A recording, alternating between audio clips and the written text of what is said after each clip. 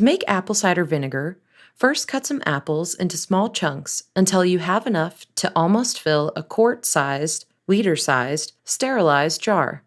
You can use any kind of apple, and don't worry about removing the cores, seeds, or stems. Once the jar is nearly full, in a separate bowl, combine 2 tablespoons, 25 grams, of raw cane sugar and 2 cups, 500 milliliters, of water. Stir until the sugar dissolves. Pour the sugar water into the jar until the apples are completely submerged. Add more water if necessary since the apples can mold if they're exposed to the air.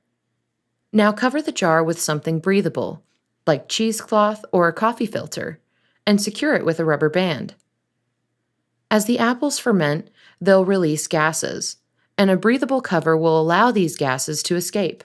Store the jar at room temperature in a dark place for 3 weeks, and check on it every day to make sure the apples aren't exposed or molding.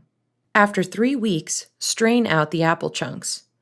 Transfer the liquid back to the jar and cover it again.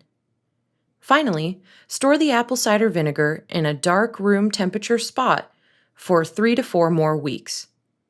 Stir the vinegar every few days until it's ready.